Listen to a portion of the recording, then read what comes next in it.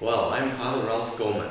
I served here at Incarnation Church as my first assignment, 1964 till the fall of 1968. And those were great years. I was so proud and happy to be here at Incarnation for my first assignment because it was a wonderful introduction to parish priesthood. And I have always stayed close to the people of this parish because of the foundation in priesthood that they helped me have. We lived in the rectory, 5 of us in those years. Monsignor Gormley was our pastor. His dog Skippy was our companion for most of those years. Father Tui had been transferred to Belle Plaine, and I replaced him. And I was here with Father Cassidy and Father Packard and Father Blaine Barr primarily. But each year somebody new came in and somebody left. We lived in a nice community at the rectory, well taken care of by Hedwig, our cook, 7 days a week, Mrs. North, Mrs. Tierney,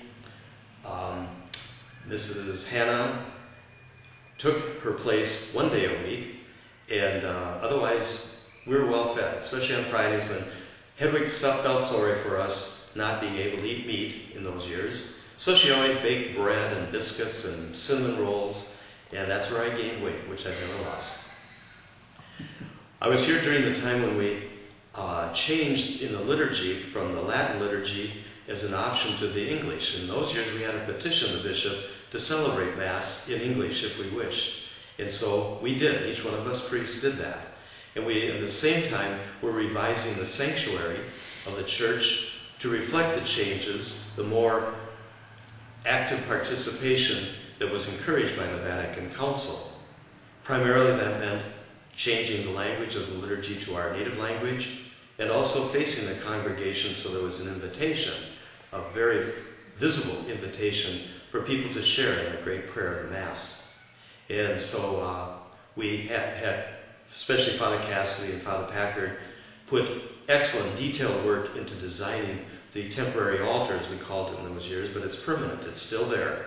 And it's very well done. If you take the altar cloths off, which the altar was not designed to have an altar cloth covering the whole thing, but you'll find some very fine detail in the carvings of that wooden altar that reflect the main marble altar of that grand sanctuary. So take a look sometime at that. We worked well together here. The priests were a fine community to be with, but the greater emphasis, the greater support for me was the parish.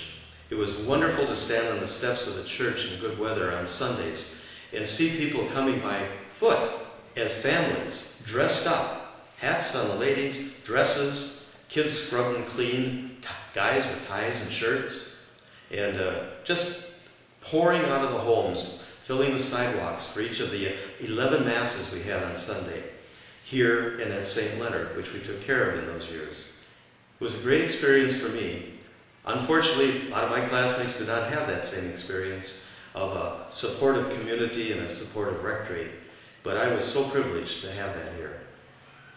I was the youngest and the shortest of the staff, priest staff, and so one of my assignments was to work in Clary Hall with the younger grades because, as Sister said, Sister Marie Julia, now Sister Marion, she said, well, you fit in their desk seats better than any other priest. So you take the priest role in Clary Hall.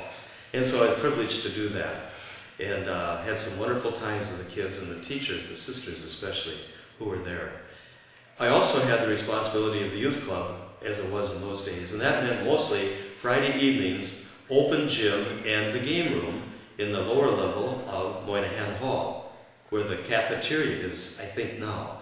And Jack Martin, remember Jack Martin, with his stub of a cigar, he and I ran those nights. And in the initial months of those evenings, those Friday evenings, he would point out different youth, because the youth made good use of that facility on Friday nights to get together, play games, have basketball, just have a good time together. And he'd point out this one, watch this one, he's going to be a terror. Oh, that's a good guy over there. And that group of girls, they'll be really good when they grow up. Blah, blah, blah. He went on and on. And he knew these kids very, very well, and so he helped me know them very well, too. Anyway, the Oktoberfest was started while I was here. And that was a great event that is still going on. And I so happy about that because that was a great community event in those early years of the 60s.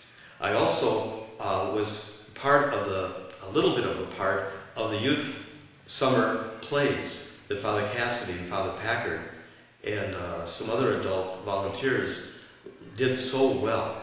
And I couldn't believe the first year I saw one of those plays. I think it was Oklahoma, but I'm not certain if that was the first one I saw.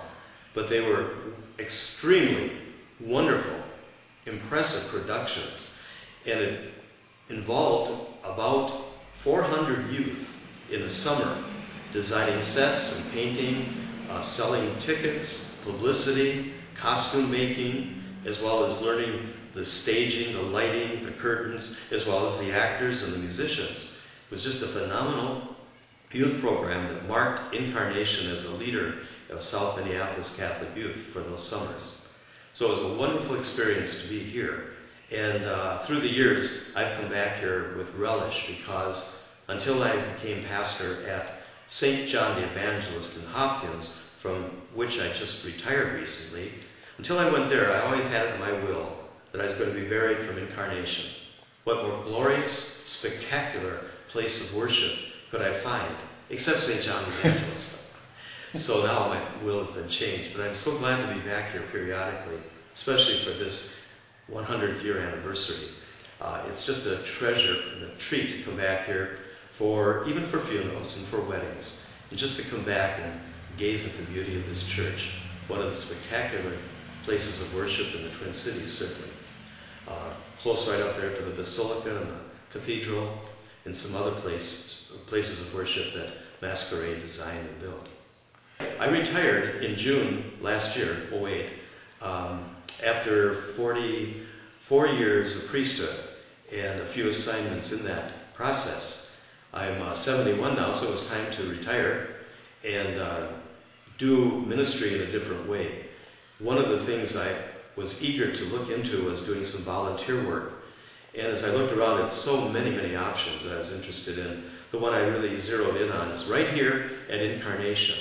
I spend a morning a week with the San Miguel Middle School, which leases the new addition to Incarnation Moynihan Hall. New addition that was built, I think, in 1962 or 63 back then, but it's still the new addition. And San Miguel uses that area for Hispanic students, small classes, for good concentration on education, personal education. And I help mostly with their language arts in the 7th grade.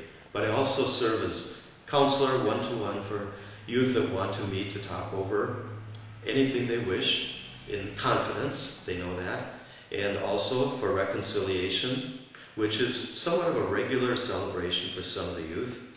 And I'm also the presider for any liturgies they have, Mass or prayer services.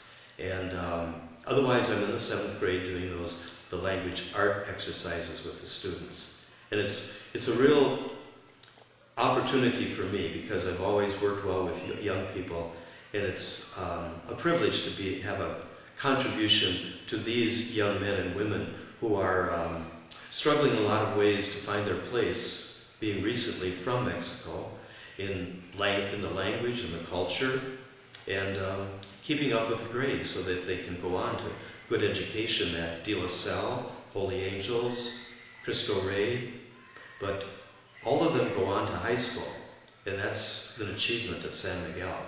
So that's a privilege to be right back here in those same rooms I used to visit. How many years ago? 40 some years ago.